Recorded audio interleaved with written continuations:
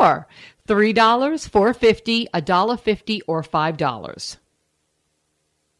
$1.50. Yeah, $1.50. Wowee.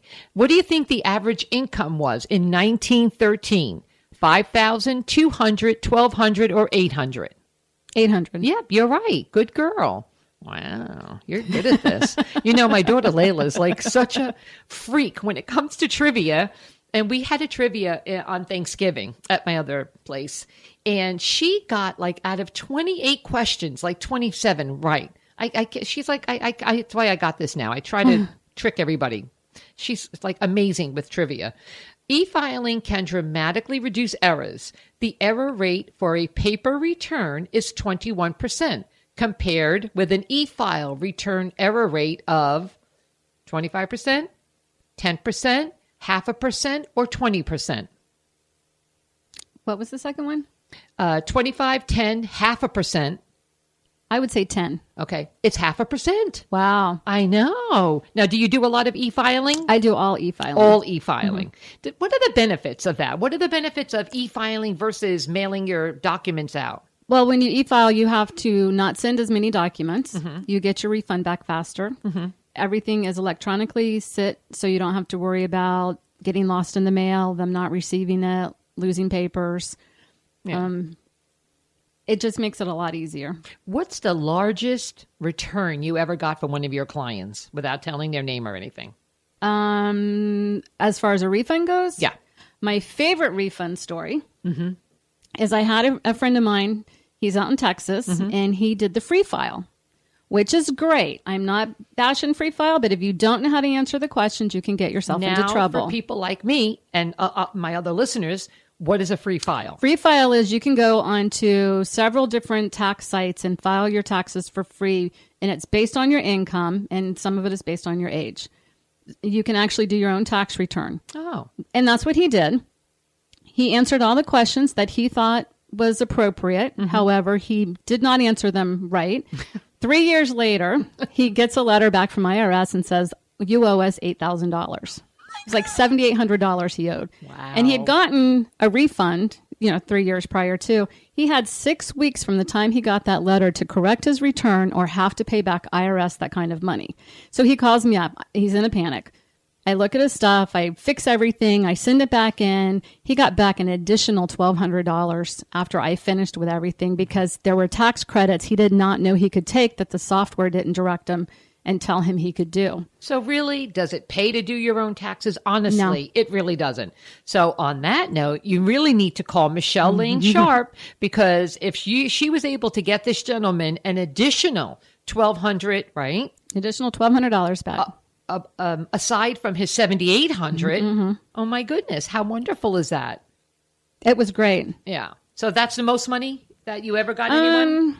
I've had some clients that have gotten over $10,000 in refunds. That's amazing, isn't it? And some of it's based on the earned income credit. Some of it's based on the fact that they were married and had 3 kids, but they chose to withhold at a higher rate and say they were single with 0. So they had a lot withheld from their paychecks so that they got that extra money back at the end of the year. There's a lot of variations in everybody's tax returns. Right. Let's see. Another little trivia question. How many Americans were out of work during the Great Depression? Was it 2 to 500, 10,000 to 20,000, 50 and 60 million, or 12 to 15 million? 12 to 15 million. You got it right. You're really good at this. All right. I win the car, right? Yeah, you win the car, dear. It's yours. It's parked out front. If you can get it to start, you own it. All right. Do you have any other fun, wonderful stories you'd like to share about your, about your tax career? Or do you have any specialties that maybe some people would like to be interested in? Like, I try to specialize in small business. Okay. I like the mom and pop business places. I like the ones that need help getting their accounting system set up and they need to know what their deductions are. I had 2 girls come over yesterday from Orlando, and I've been working with them for a couple years. They're in a daycare that started out, and I've been helping them get their system going, get their deductions going, teaching them what they can deduct, what they can't deduct, how to deduct things that they didn't think they could deduct. So that's been really fun. I like I like getting into the nitty gritty of that. So can you tell a price? Like, what would you charge a small business owner? Or is everything kind of it depends on what their needs are? It depends on what their needs are. Right. Basic return, I start at $45. And that's very wonderful. That's a great price. They go up to about $95 to $105. It just depends on their investment income, how many forms they need. There's different factors. Small businesses, I start at $125 and they go up from there. There's additional charges if I have to do bookkeeping. Some clients are great. They bring me all their totals and I don't have to calculate anything. I just have to know where to plug the numbers in and make sure I ask the right questions. Oh, that's wonderful. And other people bring me a shoebox. So with all their receipts. Do people really do that? I do have a few, yes. Oh my goodness. See, I'm very anal that way. And I have, my tax files, everything with papers and certain staples attached to everything correctly. I'm very, organized in that manner. I can't imagine just throwing everything into a box and expecting someone else to figure it out. But if they pay you, well, I mean, that's right there would tell me you can, with the price. They get billed extra for bookkeeping. Absolutely. And now also you just don't stay in Brevard County. You go kind of all over a little bit, right? What is the furthest that you'll have your clients in? Because I do know that you also take care of the Vero Beach area. Yes, I have a client in Vero Beach that I go down and I service their books. Okay. Do you go as far as Orlando or tell us I have clients in Orlando. Okay. So really, it doesn't matter really. No, I have clients out of state. They mail me their tax papers and then, I talk to them and ask all the questions that I need to ask to get all the information. So I have clients in Ohio, Washington, California, North Carolina, Georgia, so everywhere. It's a good thing that you're on this radio show because this radio show goes all over. Absolutely. Not just in Florida. So that's a good thing too. So anybody who's out there, absolutely give Michelle Lane Sharpe a phone call at 321-253-3376. And she's right here locally on Sarno Road in Melbourne. And the numerical address is 2226. 2226. Suite 106. Sarno Road, Suite 106. 106. And that way she can kind of help you or guide you with any answers that, you might have. Michelle, tell us, you had dropped a little story as your personal story, how you got into accounting. You want to talk a little bit about that? Or Sure. Yeah. So tell us how you found out that you had an acoustic neuroma. It's a big fancy word. Yeah. It started with I had tinnitus in my ears when I would go to bed at night. Mm-hmm. And I happened to take my son, he was small at the time, to the doctors, and I mentioned it to the doctor, and they did a hearing test, and they gave me a Medrol pack, which is standard protocol. Mm-hmm. And I had reached the point where I would turn my head, and I would literally fall over. And I could not walk a straight line to save my life, and I was having horrendous headaches. And I had ringing in my ears to the point that I had, in my left ear, I had swimmer's ear. I felt like my ear was plugged up and blocked up. The tumor was on the hearing nerve. So after... and that's probably what was causing your... That was causing the balance balances. problem. Right. Right. And it's one of those, it's such a gradual development that you don't realize how much your balance is compromised. I didn't even realize how bad it was until I picked up the phone one day and tried to talk on the phone, and I could not hear the dial tone on the phone. Wow. Because, you and I met through a group on Facebook, and I'm very grateful for that group. Mm-hmm. Not for a lot of the people that were in it, but specifically for a couple of people like yourself. And when I heard your story, it was just so mind-blowing that your medical history has been I don't even know how you're still here, really. There's times I don't know either. Yeah. So tell us a little bit more about it, because I think it's very fascinating that you went through all of that in your personal life. Mm-hmm. And then you're so now on top, and you have your business and you're opening your own store. So tell us. It was a struggle. Yeah. After the tumor, I lost my job. I had to learn how to walk again, I couldn't stand and fix even a can of soup. I had pretty much had to have all this help. It took me about 4 years to get back on my feet. During that time, I went to school.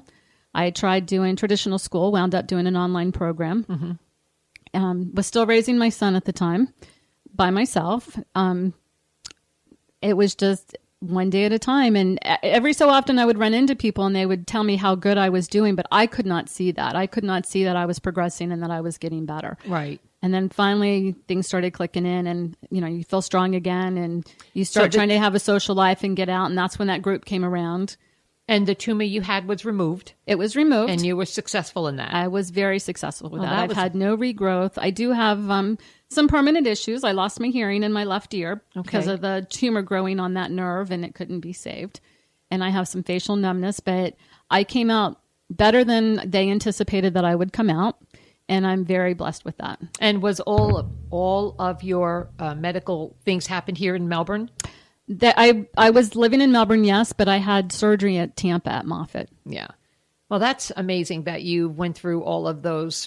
You know, some people have like little hiccups in their life. That's like so not a little hiccup. No, it was not a little hiccup. That's like more like, that's a really large hiccup. And to be able to come back from that is so dynamic. Now, did you have to, this is my thing, sorry, don't think it's being like really selfish and silly, but did they have to shave your head for that? Oh, I have a funny story about that one. Okay. Because I think I would, I don't know, like I think I would die if they had had to do that. I had long hair, and I went and got my hair cut short because I knew that they were going to have to shave my head. Right. The day before surgery, my mom and I went to Moffitt, and we saw the nurse, and she shaved 6 spots on my head and put these things called fidical markers on your head. Mm-hmm. They're basically a little plastic cone, and then they look like an orange cone that you put on the highway. Yeah. They look like that, except they're little and they're white. Yeah. And they put them all over my head, and I asked the lady, I said, "Is that all you have to shave?" Because I was thinking, I cut my hair off for this. For this. I was kind of upset by that. Yeah. So then my mother took me to Hard Rock, and I could not see the markers on my head. And she had me at the casino with these markers all over my head. I'm sure people thought I was an alien or something. I love it. So then I had my surgery, Right. and I was in the hospital 4 or 5 days, came home. My mom would take me out to eat, and I did not realize during surgery they shaved the whole side of my head. Oh, they did. And I had staples going from like my ear down the back to the back of my neck. I had no idea. And I would ask I'd tell my mom, "I don't know why you won't sit with me and eat with me. It's upsetting. Nobody wants to be around me." Well, she was not exactly, enamored with how I looked, and she could not understand how I could go out in public with these staples in my head. I had no clue. But you didn't know. I did not know. Wow. I had no idea. You never looked in the mirror from the time you had your surgery? From the front, I looked normal. Oh, it was all from the side, and I had vision problems after the surgery, so I really could not see what they had done. It was several months later. She goes, "Oh, I've got the pictures that I took of you when you were in the hospital. Would you like them?" And she sent them to me, and I went, "Oh my goodness, you let me go out in public like that?" Yeah, see that? You didn't even know. I had no idea. Wow. So No that's such a nice story to hear, that you've had such trials and came out of that so wonderfully, and have your own business now, and you're working beautifully. I know you live in a beautiful home. I've seen it many times, and you have a wonderful son, and he has a beautiful baby. Yes. So things are just going well for you. Oh, I'm things so have definitely glad. improved. So, again, I like to remind everyone that they are listening to Eleanor's Elite Radio. I'm here today with Michelle Lane Sharpe. That's how she is in my phone. And you can get in touch with Michelle at 321-253-3376. And she's on Sarno Road, where the old movie theater used to be. I love that movie theater. It was $1 movie theater. You're in that same exact building. I'm in that same exact building. But did they break it down as far as size-wise? Because that was a pretty big place. Yes, they've redone it, and they have executive offices in there. If you remember the movie theater, Yes. you remember that there's a dip in the floor. There was that incline. That is still there. So they didn't want to get rid of that. That's like a historic value. Yes, that floor thing is still there. So now tell me, are you up for taking new clients? I'm sure you are. Always taking new clients. Always take new clients. And what are your hours of operation? I do not have set hours of operation. Okay. My hours are based on what my client needs. Okay. I do not work Monday through Friday. I work 7 days a week. And whatever a client needs, if they need to come see me on a Sunday afternoon, I make myself available. So what would be, if a family of 4, that they both work, husband and wife work, they have 2 children, are there any new tax laws or anything that you can share with the audience that perhaps might benefit them? As far as, is there anything new that might benefit a struggling family, like 2 parents who are working very diligently and hard to support their family? No, it's basic. If their kids are in daycare, you need to make sure you get your daycare papers with their EIN number so you can report that, which is also based on their income. Okay. depending on their income, depends on whether they get earned income credit. They will, if the kids are under 17, will get $1,000 off for the child tax credit, which okay, see, helps. that's important. That helps them reduce their